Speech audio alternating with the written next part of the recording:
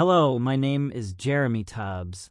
I love introducing myself because you never know if this is the first time we're meeting. And with that said, let me start by saying something we all have in common: we eat. There are millions of people on this planet, different backgrounds, different beliefs, but one thing connects us all: food. But just because we all eat doesn't mean we all eat right. That's what I want to dive into. What does eating right really mean? What does the Bible say about food? What's considered good and bad? And in today's world, with GMO foods, cloned foods, and processed foods, are we even eating real food anymore? I also want to explore how food affects our bodies. Whether we take medicine, drugs, or just eat, everything we consume does something to us. So what is food really? And how can we use it to live longer, feel better, and stay strong? Let's talk about it. When we think about food, most of us just see it as something to stop hunger. We eat because we have to, because it tastes good, or because it's part of our daily routine. But food is more than that. Food is energy. Food is life. Food can heal you or harm you. What we put in our bodies affects everything: how we feel, how we think, how we move, and even how long we live. But here's the problem. Most people don't know what they're really eating. The food industry has changed so much over time that what we call food today is not the same food our ancestors ate. The Bible gives us a clear breakdown of what foods are good and what foods are bad.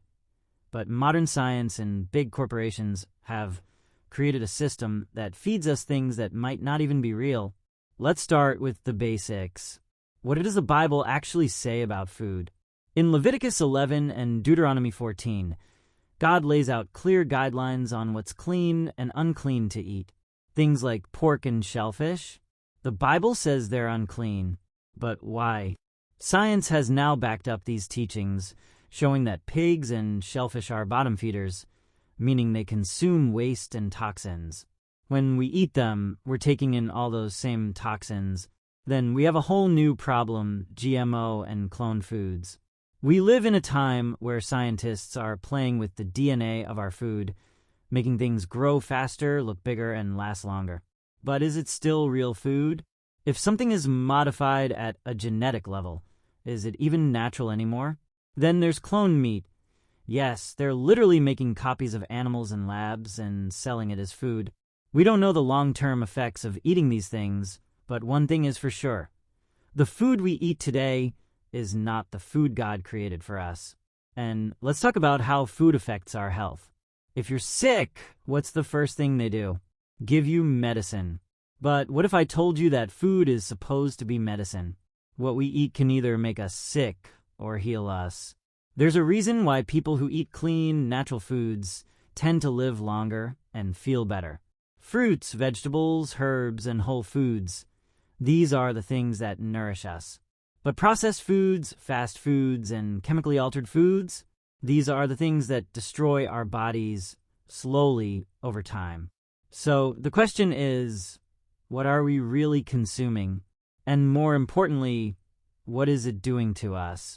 We have to start thinking about food differently.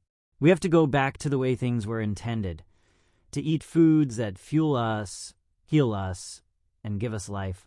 The Bible gave us a guide, and science is proving it to be true. The choice is ours. Do we eat for survival, or do we eat for destruction? Let's get real. Most of the foods we eat today aren't even natural. Walk into any grocery store, and you'll see shelves filled with packaged, processed, and chemically altered foods. They look good, they taste good, but they're not real.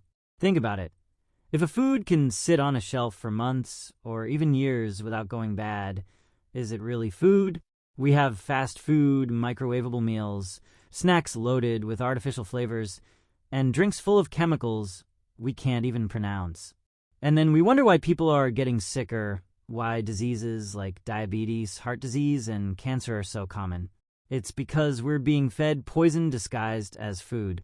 The sad part is, most people don't even question it. But let's go deeper.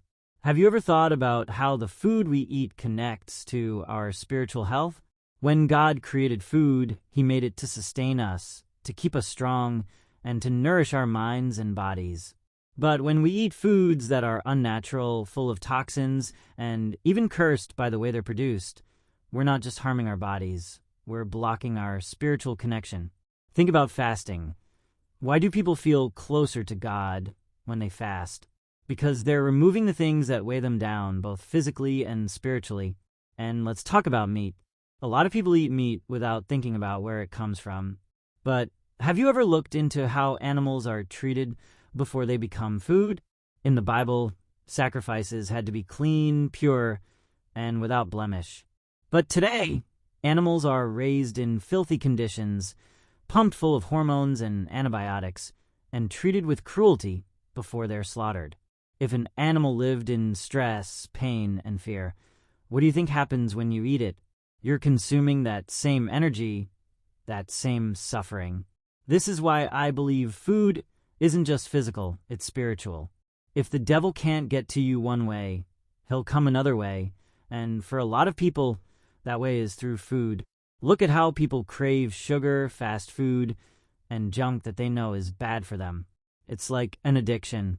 Why do you think fasting is so hard for most people? Because food has a hold on them. But here's the good news. We have a choice. We don't have to eat what they feed us. We can take control of what we put in our bodies. We can go back to real food, the food God intended for us.